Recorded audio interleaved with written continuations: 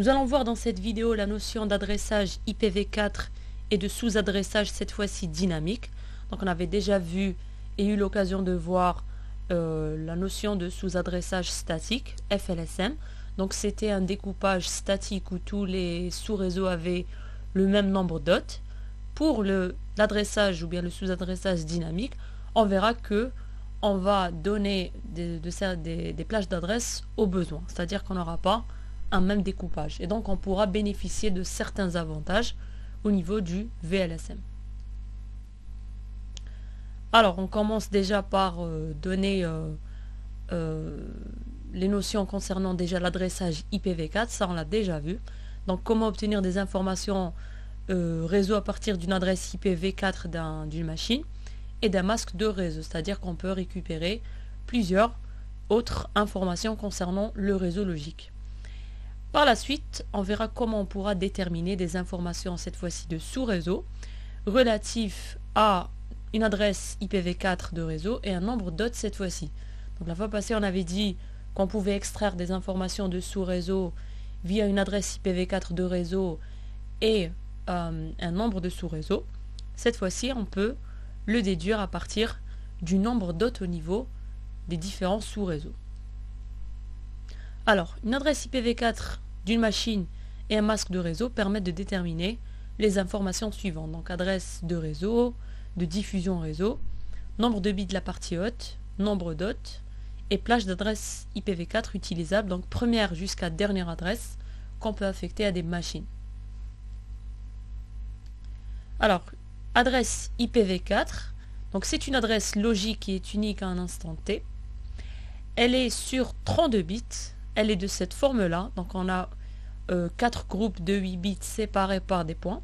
C'est ce qu'on appelle aussi la notation décimale pointée. Comme on l'avait dit, 32 bits ou bien 4 octets. On a au total de la puissance 32 adresses IPv4 possibles. Donc on peut avoir jusqu'aux alentours de 4,3 milliards d'adresses IP. L'adresse IPv4 est composée de deux parties, partie réseau et partie machine. Grâce à ces deux parties, on peut avoir plusieurs types d'adresses IPv4. Une adresse réseau, un masque, une adresse de diffusion et une adresse d'une machine. Donc pour l'adresse d'un réseau, c'est une adresse où tous les bits de la partie machine sont égaux à 0. Pour l'adresse de diffusion, c'est une adresse où tous les bits de la partie machine sont égaux à 1. Pour le masque, c'est une adresse spécifique où tous les bits de la partie réseau sont égaux à 1 et tous les bits de la partie machine sont égaux à 0. Et donc c'est grâce au masque qu'on peut déduire la taille de la partie réseau et la taille de la partie machine.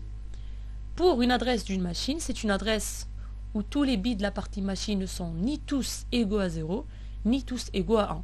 Et donc c'est compris entre eux l'adresse IP réseau et l'adresse de diffusion. C'est-à-dire que si on trouve l'adresse réseau et on trouve aussi l'adresse de diffusion, on peut déduire la plage. Donc on fait un adresse réseau plus 1 jusqu'à adresse de diffusion moins 1.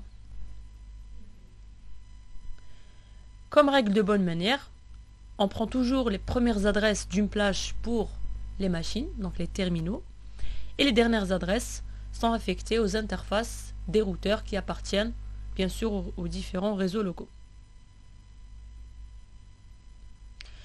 On prend un petit exemple, donc on a une adresse d'une machine, donc 20.13.160.41, on a un masque /21, donc le masque on peut soit le noter en décimale, soit en notation cidre, ou bien slash nombre de bits de la partie réseau. Donc la notation décimale, on peut la retrouver en mettant par exemple ici 21.1 à 0, ensuite le reste à 21 bits à 1, ensuite le reste à 0, donc 11 bits restants. Et en convertissant en décimale, donc du binaire vers le décimal, on obtient 2 fois 255.248.0. On nous demande via ces deux données, donc l'adresse d'une machine et le masque de réseau, de retrouver l'adresse de réseau, le nombre de bits de la partie machine, le nombre de machines, l'adresse de diffusion et la plage d'adresse. Donc il faudra juste appliquer les différentes définitions. Alors la première étape serait de convertir l'adresse IP en binaire. Pourquoi en binaire? Parce que c'est l'adresse IP prend son sens en binaire. En décimale, c'est juste pour pouvoir la lire de manière plus facile par un être humain. La conversion aussi, elle se fait octet par octet. Donc on va convertir déjà 20, 13, ensuite 160, ensuite 41. Et donc on va essayer d'écrire ces quatre nombres sur 8 bits. Donc on sait comment convertir. Donc on a 8 bits. Donc le bit de poids fort est égal à 2 à la puissance 7. Le deuxième c'est 2 à la puissance 6, 5, 4, 3, 2, 1 et 0. Et donc pour résumer, il faudra essayer d'écrire nos chiffres. Donc 20 par exemple, l'écrire sous forme de puissance de 2. Donc 20 c'est égal à 16 plus 4, qui est 2 à la puissance 4 plus 2 à la puissance 2. Et ce qui veut dire qu'au niveau du nombre 20, il y aura le bit de 2 à la puissance 4 et 2 à la puissance 2 uniquement qui seront positionnés à 1. Le reste seront positionnés à 0. Et ça nous donne ici 0, 0, 0. Donc 2 à la puissance 7, 2 à la puissance 6, 2 à la puissance 5, on les met à 0. 2 à la puissance 4, on le met à 1. Et 2 à la puissance 2, on le met à 1. Donc 0, 0, 0, 0, 0, 0, 1, 0, 1, 0, 0. Donc il faut écrire sur 8 bits. Même chose pour 13 qui est égal à 8 plus 4 plus 1. Donc 2 puissance 3 plus 2 puissance 2 plus 2 puissance 0. On obtient ce chiffre-là. On fait la même chose pour 160. Donc 160 c'est égal à 128 plus 32. Donc 2 à la puissance 7 plus 2 à la puissance 5. Donc 1, 0, 1 suivi de 5, 0. Et 41, donc c'est 32 plus 8 plus 1. Alors l'idée c'est de prendre le chiffre et de faire une soustraction du plus grand chiffre de puissance de 2. Par exemple pour 160, le plus grand chiffre c'est 128, donc on fait 160 plus 128. Ce qui nous reste, on va encore diminuer. Donc ce qui nous reste, il est inférieur à 64. C'est pour ça qu'on a fait une soustraction avec 32. Donc chacun comment il travaille. Mais sinon, il faut juste obtenir une somme de puissance de 2 pour le chiffre qu'on nous donne. Et après, il faut juste mettre des 1 au niveau des positions des deux puissances qu'on a récupérées. Et ensuite, écrire le nombre sur 8 bits. Voilà pour 41. Et donc l'adresse en binaire va nous donner ceci. Donc 20.13.160.41, on l'a écrit sur 32 bits. Ou bien 4 groupes de 8 bits séparés par des points.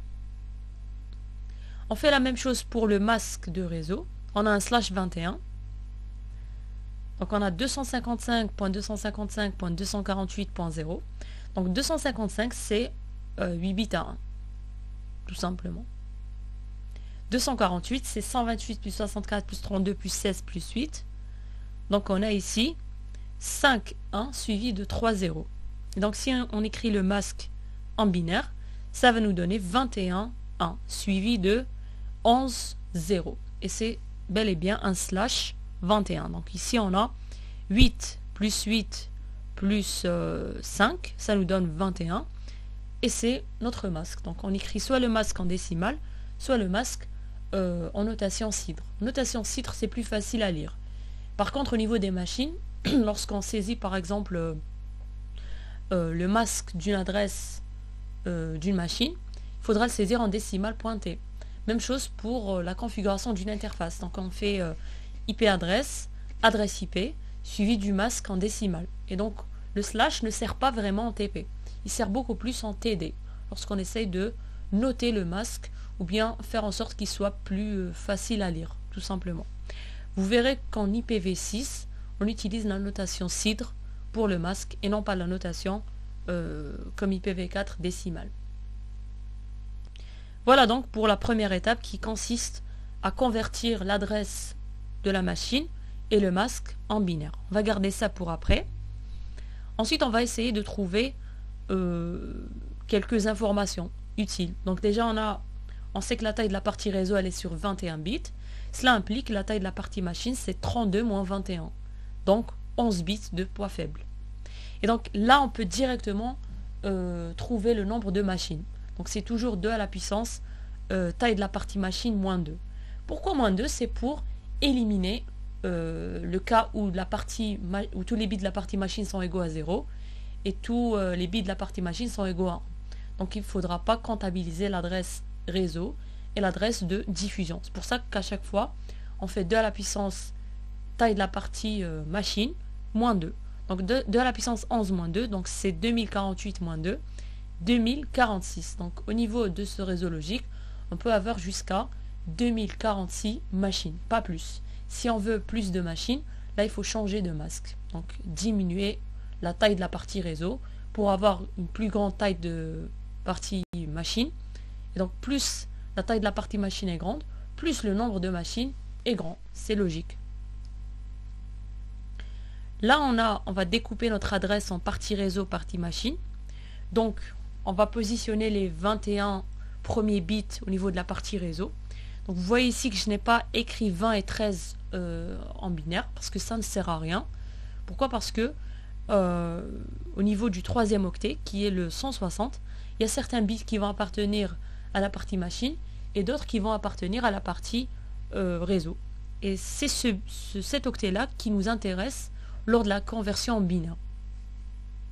Donc, on prend les 21 premiers bits pour la partie réseau, le reste, donc 3 0 plus 41 en décimale, donc plus 8, ça nous donne 11 bits. Là, on peut appliquer la loi, ou bien la définition d'une adresse de réseau. C'est une adresse où tous les bits de la partie machine sont égaux à 0. Donc, il suffit de mettre ici 11 0.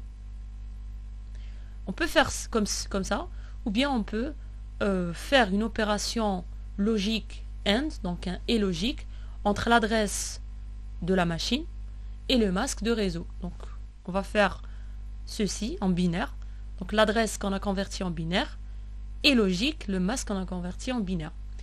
On obtient l'adresse de réseau, qu'on convertit ensuite en décimale. On a obtenu 20.13.160.0. On aurait pu aussi mettre carrément ici le quatrième octet à 0. Ça nous aurait donné exactement le même résultat.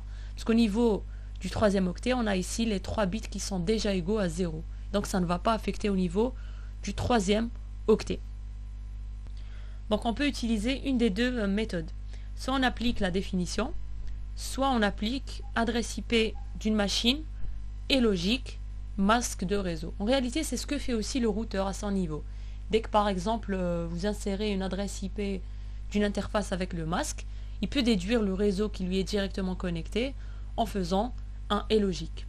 Voilà. Donc vous faites un et logique bit par bit. Donc pour rappel, le et c'est il est égal à 1 si les deux bits sont égaux à 1. Voilà. Donc 1 et 1 ça donne 1. 0 et 1 ça donne 0. 1 et 0 ça donne 0. Et 0 et 0 ça donne 0. On remarque ici que ça donne l'adresse de réseau parce que tous les bits du masque qui sont égaux à 1, ils vont garder les bits de la partie réseau. Ils vont les laisser identiques. Pour la partie machine, donc là où il y a des 0, ça va annuler tous les bits de la partie machine. Et donc ça nous donne l'adresse de réseau. Donc on a trouvé l'adresse de réseau, on a trouvé la taille de la partie machine, la taille de la partie réseau, le nombre de machines. Il nous reste maintenant à trouver l'adresse de diffusion. Même chose. Donc cette fois-ci, au lieu de mettre des 0 au niveau de la partie machine, on va mettre des 1, tout simplement. Donc on va mettre 11 1. Donc les 3 0 ici, on met 3 1. Et le 41 qui est sur 8 bits, on va mettre ici 8 bits à 1. Et on convertit en décimale, ce qui nous donne 20.13.167.255. Ce qui implique que la plage, elle est comprise entre 20.13.160.1, donc 160.0 plus 1, donc adresse de réseau plus 1, jusqu'à adresse de diffusion moins 1, donc 167.255 moins 1, donc 167.254. Donc pour résumer toutes les informations qu'on a trouvées, donc voici l'adresse de réseau, le nombre de bits de la partie machine, donc c'était 32 moins 21, donc 11 bits, ce qui implique qu'on a 2 à la puissance 11 moins 2 machines, donc 2046. Adresse de diffusion, on a mis 11.1 au niveau de la partie machine. On a trouvé 20.13.167.255. Et pour la plage, c'est adresse réseau plus 1 jusqu'à adresse de diffusion moins 1. Petite remarque, donc si on a un nombre de bits de machine égal à x, donc le nombre de machines, ça sera 2 à la puissance x moins 2. car l'adresse IPv4 de réseau et l'adresse IPv4 de diffusion de réseau ne doivent pas être comptabilisées. Donc on ne comptabilise pas le cas où tous les bits de la partie machine sont égaux à 0 ou tous les bits de la partie machine sont égaux à 1. Donc pour une adresse valide d'une machine, donc d'un terminal ou bien d'une interface d'un routeur, on doit avoir une partie machine où tous les bits de la partie machine justement ne sont ni tous égaux à 0 ni tous égaux à 1. Il faut retenir ça. Ce qu'il faut retenir ici, c'est que l'adresse IPv4 elle est sur 32 bits. Donc vous avez une notation sous forme de 4 groupes de 8 bits séparés par des 1. Le sens d'une adresse IP elle est en binaire, il n'est pas en décimal. L'adresse IP est composée d'une partie réseau et d'une partie machine. C'est le masque qui permet de déterminer la partie réseau. Donc dès qu'on a la partie réseau, on peut trouver la partie machine. Et via ces informations-là, on peut trouver l'adresse de réseau. On met tous les bits de la partie machine à 0. L'adresse de diffusion, on met tous les bits de la partie machine à 1. La plage, ça sera adresse réseau plus 1 jusqu'à adresse de diffusion moins 1. On peut trouver aussi la taille de la partie machine, donc ça sera 32, qui est la taille totale d'une adresse IPv4, moins taille de la partie réseau.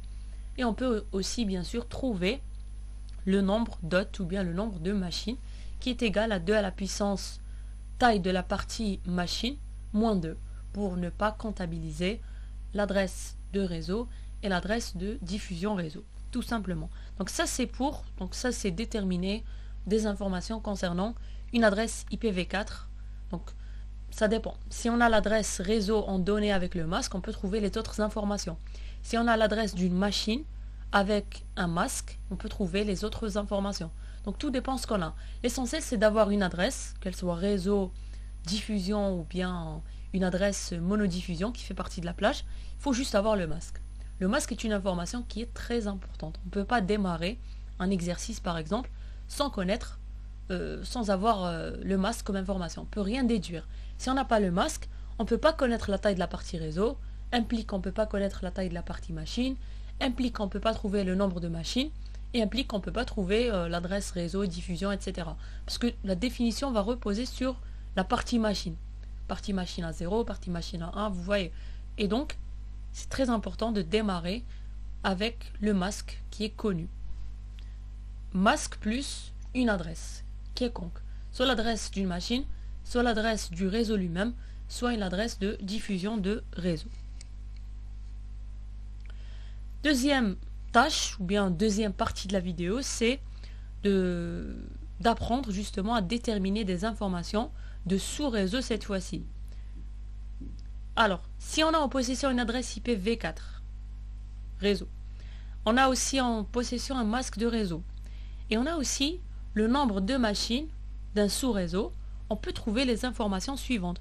On peut trouver le nombre de bits de la partie sous-réseau, l'adresse IPv4 du sous-réseau, l'adresse IPv4 de diffusion de sous-réseau, le nombre de machines au niveau de ce sous-réseau, la plage d'adresse IP utilisable au niveau de ce sous-réseau. Alors, le sous-adressage dynamique, ou bien découpage dynamique, ou bien VLSM, c'est une méthode qui permet de découper un réseau en plusieurs sous-réseaux de tailles différentes selon les besoins. Ce n'est pas comme le découpage statique où on avait un réseau qu'on découpait en plusieurs sous-réseaux de tailles identiques. Donc on avait par exemple 8 sous-réseaux qui avaient la même taille de partie machine. Et donc il y avait le même nombre de machines au niveau des sous-réseaux. Ce qu'on avait pu conclure, c'est que une des limites du sous-adressage statique, c'est que parfois, il y a un gaspillage d'adresses IP. Si on a un réseau point à point, où il y a uniquement le besoin de 2 adresses IP, donc pour les 2 interfaces des 2 routeurs voisins, là on va lui affecter une partie machine assez grande, qui ne va pas utiliser. Il va utiliser uniquement 2 adresses, et le reste sera gaspillé, ne pourra pas être utilisé. Au niveau du sous-adressage dynamique, cette fois-ci, on va donner aux différents sous-réseaux des tailles de partie machine aux besoins. Donc ça dépend le sous-réseau. Si on a un grand sous-réseau, on lui affecte une grande partie machine. Si on a un moyen sous-réseau en termes de nombre de machines, on va lui affecter une moyenne taille de partie machine. Et pour par exemple les réseaux point à point, on va leur affecter une partie machine sur 2 bits. On ne va pas leur donner plus de 2 bits. On va leur donner vraiment selon leurs besoins. Et donc là, on va avoir une meilleure gestion du plan d'adressage et on va pas avoir aussi un gaspillage d'adresses IP. Du moment que les parties machines elles sont différentes, cela implique que les masques aussi ils seront différents. Donc, tous les sous-réseaux ont des masques de sous-réseau différents conformes aux besoins. Il peut y avoir un sous-réseau avec masque /21, l'autre /27, l'autre /30, etc. Donc on n'a pas un masque qui est identique. C'est ça le principe du VLSM. Contrairement au FLSM où on avait un masque identique. Si par exemple j'ai cette adresse IPv4 de réseau et j'ai ce masque là, donc 192.168.1.0/24, donc les trois premiers octets, les trois octets de poids fort affectés à la partie réseau, le dernier octet affecté à la partie machine. Et on nous demande de découper ce réseau logique pair en 4 sous-réseaux, c'est-à-dire qu'on va découper en sous-réseaux qui auront les mêmes caractéristiques qu'un vrai réseau logique. Donc chaque sous-réseau aura une adresse de sous-réseau, une adresse de diffusion de sous-réseau, une plage de sous-réseau, un nombre de bits de la partie machine du sous-réseau, etc. Donc le sous-réseau va se comporter comme un vrai réseau. Cette fois-ci, on nous donne ces besoins-là. Donc c'est pas comme le FLSM, où on avait juste l'information découpée en 4 sous-réseaux. Cette fois-ci, par exemple, le sous-réseau 1, il comporte 100 machines. Sous-réseau 2, il comporte par exemple 2 machines. Sous-réseau 3, il comporte 100 machines. Et sous-réseau 4, il comporte 2 machines. Donc si vous vous rappelez lors du sous-adressage statique, dès qu'on avait l'information 4 sous-réseaux, on pouvait directement déduire la taille de la partie sous-réseau. On disait que on avait besoin de 2 bits. Cependant, si on continue avec ce processus, on aura du /24, on va avoir les 8 bits de la partie machine, on va extraire 2 bits pour le sous-réseau, et il y aura 6 bits qui vont rester pour la partie machine. Donc il y aura des parties machines égales. Donc l'idée ce n'est pas de déduire d'abord la partie sous-réseau, comme au niveau du FLSM, mais au niveau du VLSM, on va d'abord déduire la taille de la partie machine pour ensuite déduire la taille de la partie sous-réseau. Et déduire la taille de la partie machine, tout dépend le nombre de machines au niveau du réseau. Donc si par exemple j'ai 100 hôtes, je vais faire en sorte de trouver une partie machine qui est conforme à 100 hôtes, pas plus ni moins. 2 hôtes, même chose. 40 hôtes, même chose. Et donc dès que je déduis la partie machine, j'ai la partie réseau. Ce qui est au milieu, c'est la partie sous-réseau. Donc je vais faire un 32 moins partie réseau moins partie machine que j'ai déduit. Voilà. Donc taille de la partie sous-réseau, c'est 32 moins taille de la partie réseau, donc 21 dans 24 pardon, dans cet exemple. Et taille de la partie machine qui sera variable. Donc pour 100 hôtes, je vais avoir une certaine taille de partie machine. Pour 40 hôtes, même chose. Pour 2 hôtes, je vais avoir aussi une autre taille de partie machine. Alors, pour commencer le découpage dynamique, toujours, règle générale, il faut ordonner les sous-réseaux par ordre décroissant selon le nombre d'hôtes. On commence par le plus grand réseau en termes de nombre, ensuite le moyen, ensuite le dernier.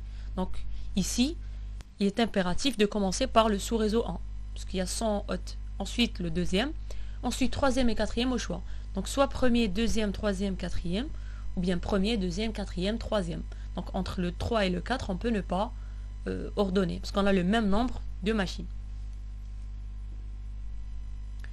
Premier sous-réseau. On a 100 hôtes, ce qui implique qu'il nous faut 7 bits au niveau de la partie machine. Du moment qu'on a trouvé les 7 bits de partie machine, veut dire que la taille de la partie sous-réseau, ça sera 32, moins 24, moins 7, donc 1 bit.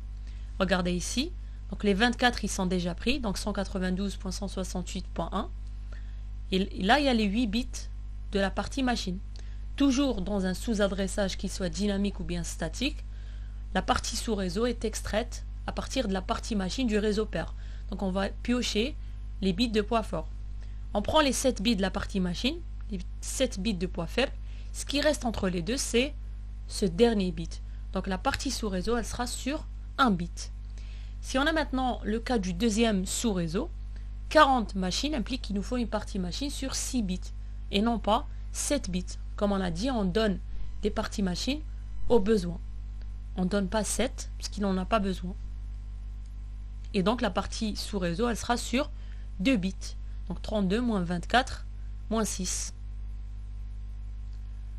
Troisième et quatrième sous-réseau, c'est à peu près la même chose. Du moment qu'on a 2 machines, implique qu'il nous faut 2 bits au niveau de la partie machine. Donc la partie sous-réseau sera sur 6 bits. Donc 32 moins 24 moins 2. Regardez, 24, 2. Et ce qui reste entre les deux, c'est les 6 bits. Même chose pour le sous-réseau 4. 6 bits pour la partie sous-réseau. C'est pour ça que j'ai dit que l'ordre n'est pas important. On commence par le 3, ensuite le 4. Ou bien le 4, ensuite le 3. C'est la même chose. Maintenant, il faut déduire l'identifiant sous-réseau en lui-même. Donc le premier sous-réseau, il est sur 1 bit, donc on prend 0.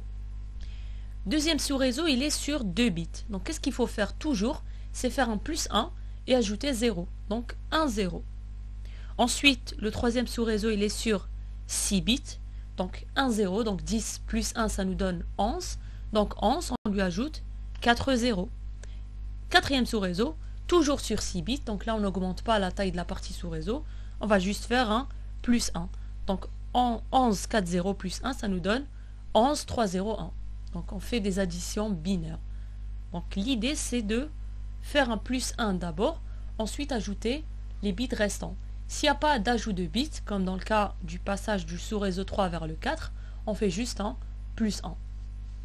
Et là, on peut déduire facilement le plan d'adressage. Regardez, vous avez partie réseau qui est identique.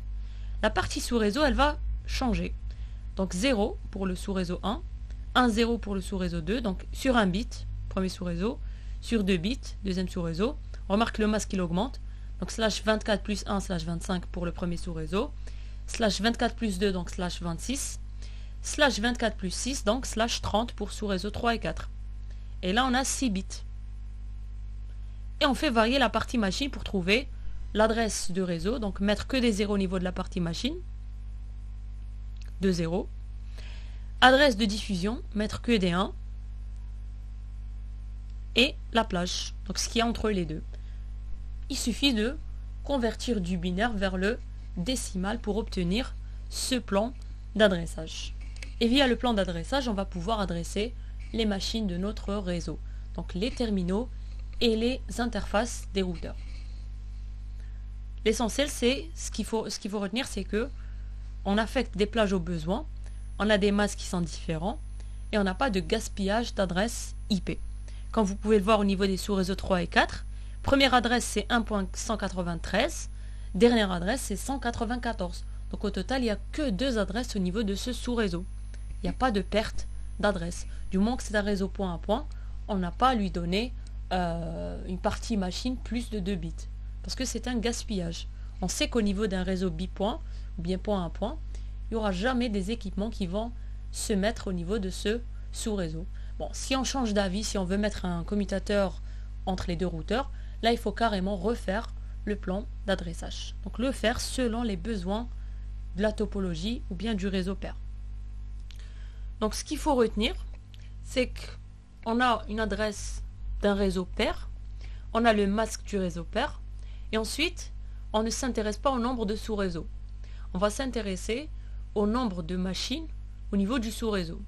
Dès qu'on trouve les nombres de machines, donc le nombre pas de machines, donc c'est un peu faux de dire ça, c'est le nombre d'adresses IP dont on a besoin. Parce que ce n'est pas uniquement les terminaux, il faut compter aussi les adresses des interfaces des routeurs.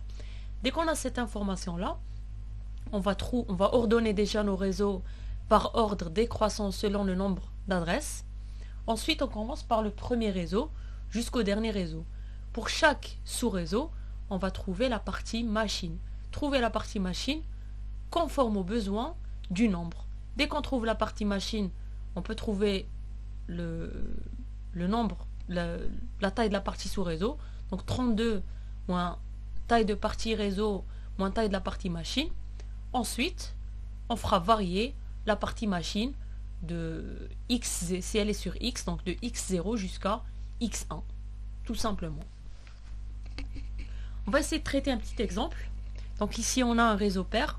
Donc 20.13.160.41. Ici, on a un masque. Et on a ici une topologie. Regardez. Bon, on va la montrer juste après. Et grâce à cette topologie justement, on va essayer de trouver toutes ces informations-là. Donc on peut soit donner sous forme par exemple d'un tableau, chaque sous-réseau, nombre d'adresses au niveau du sous-réseau, comme on peut aussi donner une topologie, comme ceci. Vous avez une architecture réseau, vous avez un nombre de machines au niveau de chaque sous-réseau, et donc l'idée déjà c'est de trouver tous ces sous-réseaux. On a par exemple celui-là. Regardez, déjà vous savez délimiter maintenant les sous-réseaux. Pour délimiter les sous-réseaux, c'est via les routeurs. Donc les routeurs, c'est les délimiteurs de sous-réseaux. Ce n'est pas les commutateurs. Donc ça, on l'a déjà vu lorsqu'on a parlé du routeur ou bien de l'interconnexion de réseau, etc.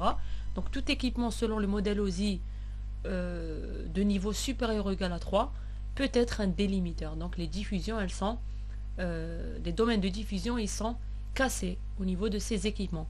Pour les équipements de niveau inférieur ou égal à 2, donc commutateur, concentrateur, répéteur, etc., bridge, là on a conservation du domaine de diffusion. Donc là on a ce réseau à accès multiple, il y a 4 routeurs, il y a 4 interfaces de routeurs, et on nous dit qu'au niveau de ce réseau, il y a 1000 PC. Donc on va l'appeler LAN 1000, mais on verra par la suite que on n'a pas besoin de 1000 adresses, on a besoin de 1000 plus 4. Voilà, parce qu'on a 4 interfaces. Deuxième réseau, c'est celui-là. Donc faites attention, c'est pas parce qu'on a ici encadré 20 et 44 qu'il s'agit de deux réseaux locaux différents. Ils sont reliés que par des commutateurs. Donc il y a conservation du domaine de diffusion. Donc on a 44 plus 20, donc LAN 64 plus 1, normalement c'est l'adresse de l'interface du routeur R1. Donc on a besoin de 65 adresses IP. On a ensuite ce réseau-là, donc 30 plus 1, c'est LAN 30. On a ensuite ce réseau-là, donc PC plus interface de routeur. Donc on va le nommer par exemple LAN PC. On a le réseau point à point R1, R0. A noter que même celui-là est un réseau point à point, PC et routeur uniquement. On a le réseau R0, R4. On a le réseau R1, R2. Et on a le réseau R2, R3.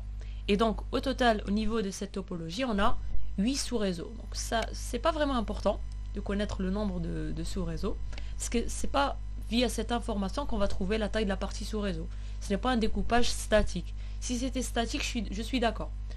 On a 8 sous-réseaux, implique qu'il nous faut 3 bits au niveau de la partie sous-réseau.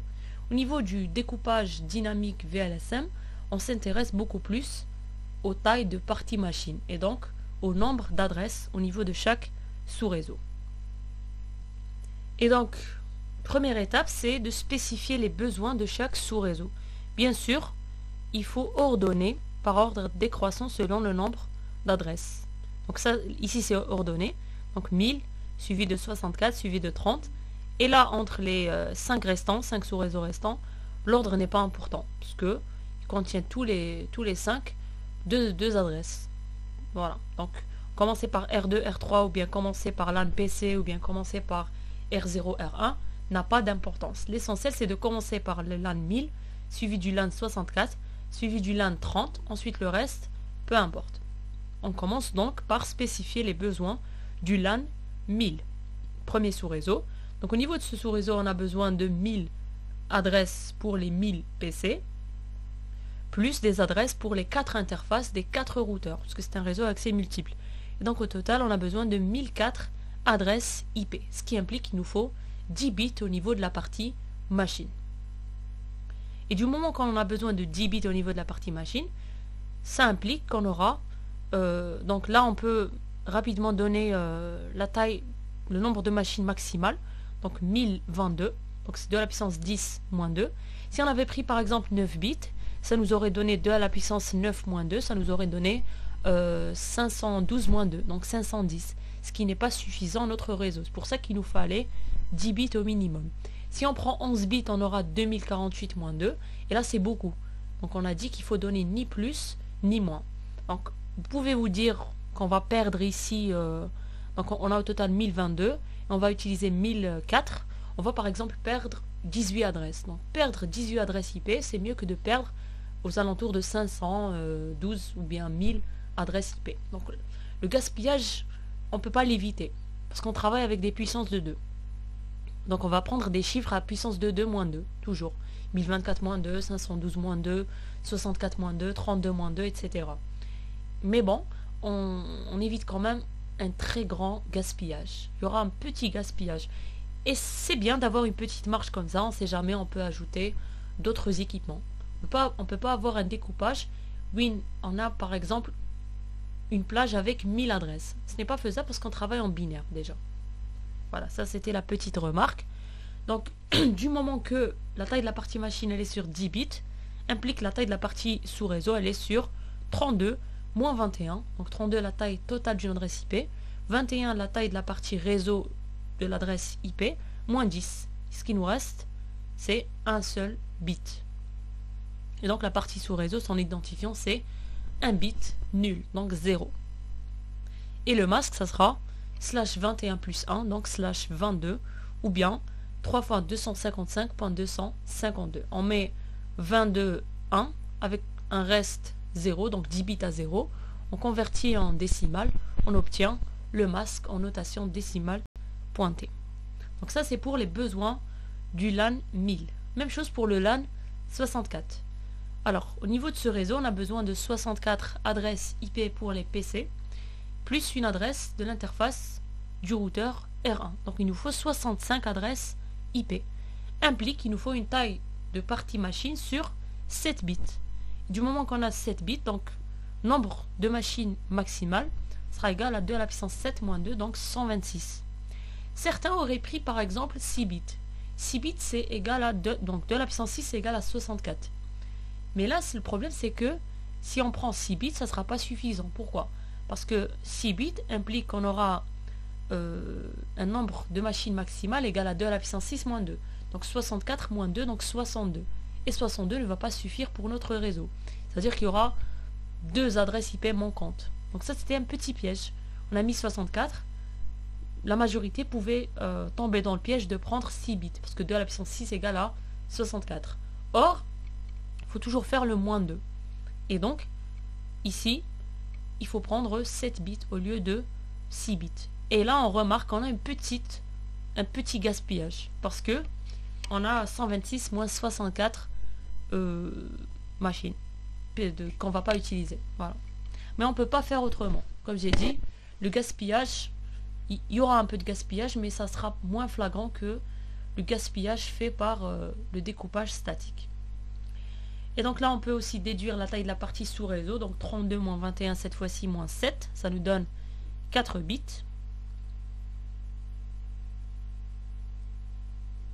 Et là, on va trouver l'identifiant de la partie sous réseau. Donc, on va faire plus 1 du réseau précédent, identifiant du réseau précédent. Donc, c'est 0. Plus 1, ça donne 1. Et on ajoute 3. Parce qu'on avait une taille de partie sous réseau sur 1 bit. Maintenant, on va de 1 bit jusqu'à 4 bits. Donc, on va ajouter 3 bits. Tous les bits qu'on ajoute, ils sont nuls. On ajoute toujours les bits à la fin de poids faible.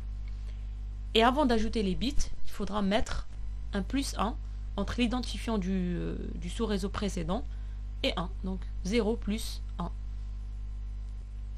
On peut aussi déduire le masque de ce sous-réseau. Donc slash 21 plus 4, ça nous donne slash 25.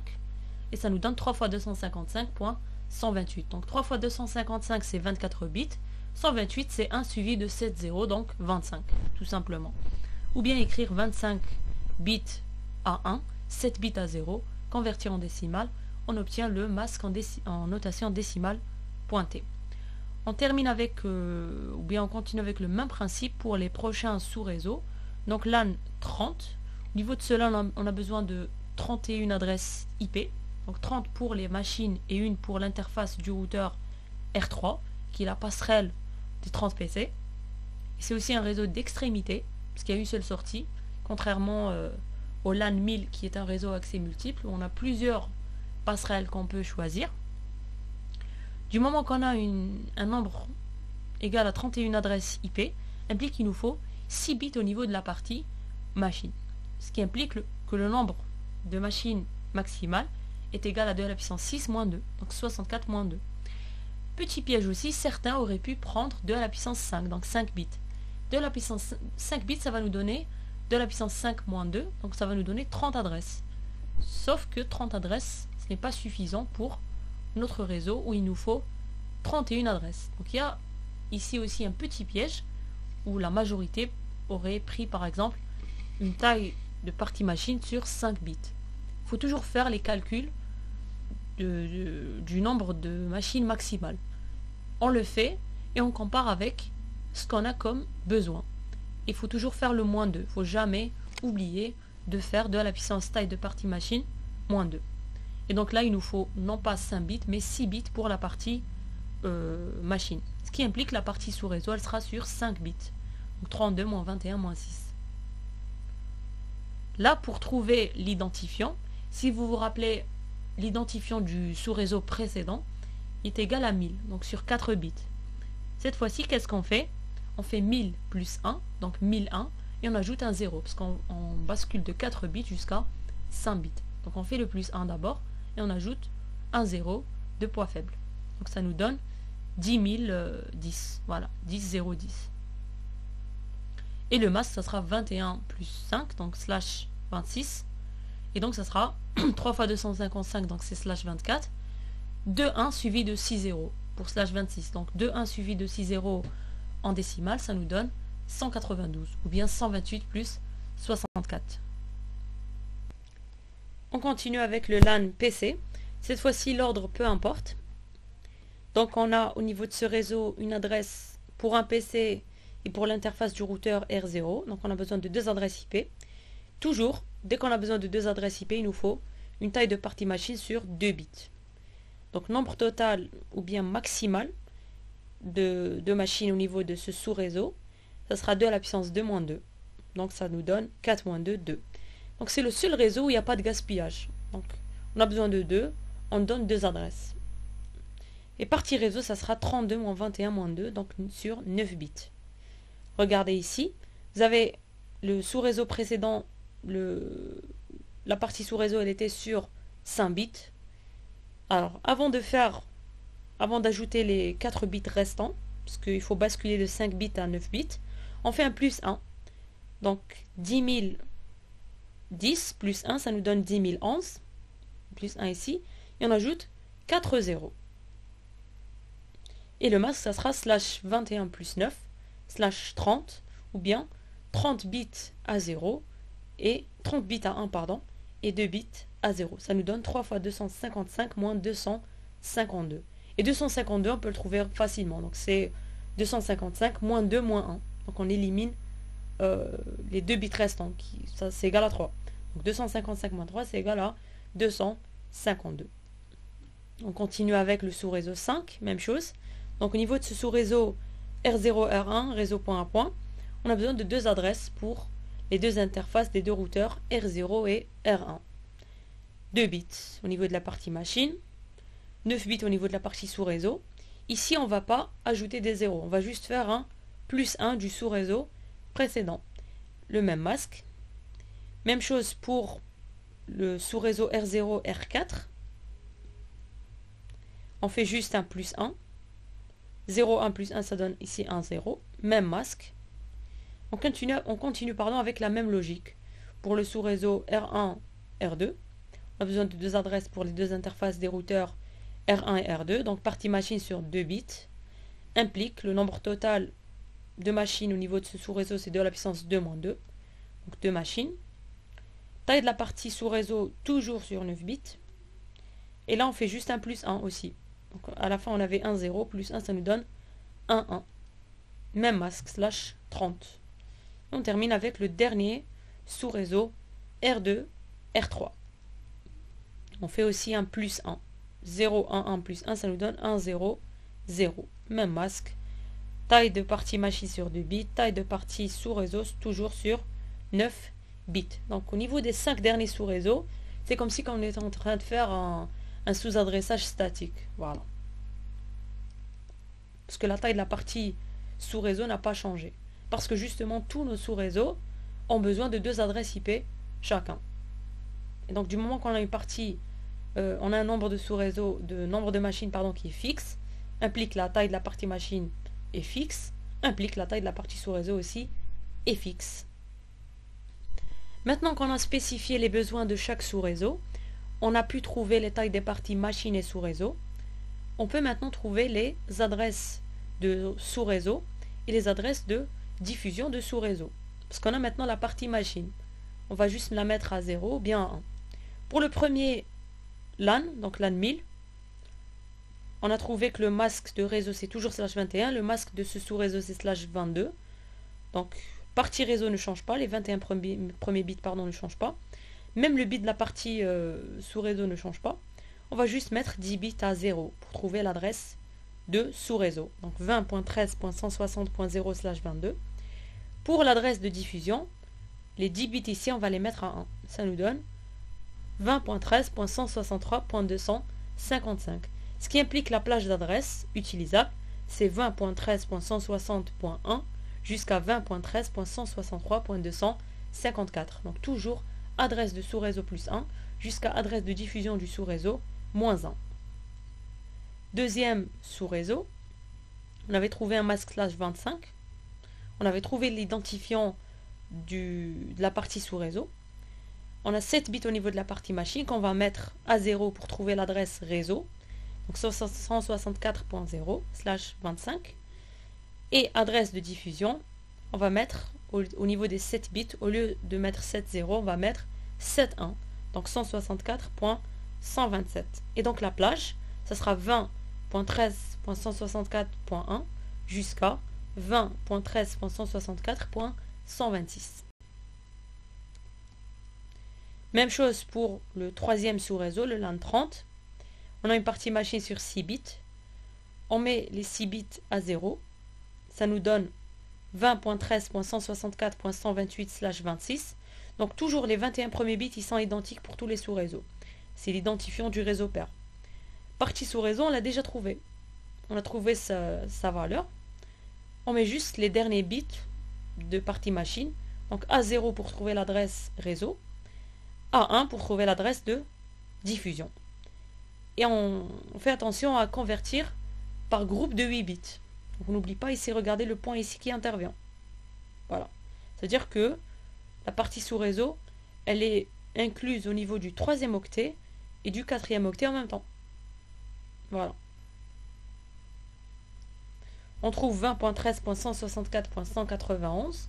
Donc la plage, ça sera de 20.13.164.129 jusqu'à 20.13.164.190.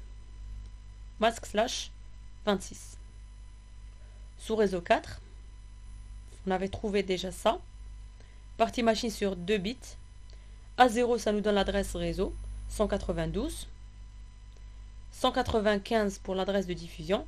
La plage, donc ça sera de 20.13.164.193 jusqu'à 20.13.164.194. On remarque qu'il y a uniquement 2 adresses. Première adresse et dernière adresse. Il n'y a rien au milieu. Voilà. Donc c'est un sous-réseau qui peut contenir uniquement 2 adresses IP. Et c'était les besoins du réseau justement. Même chose pour le sous-réseau 5. On aura adresse de sous-réseau 20.13.164.196. Là, on est juste en train de convertir en binaire. Donc, on a récupéré tous les besoins qu'on avait trouvés au niveau des slides précédents. On a juste réécrit sous format d'adresse IP et on a converti en décimal.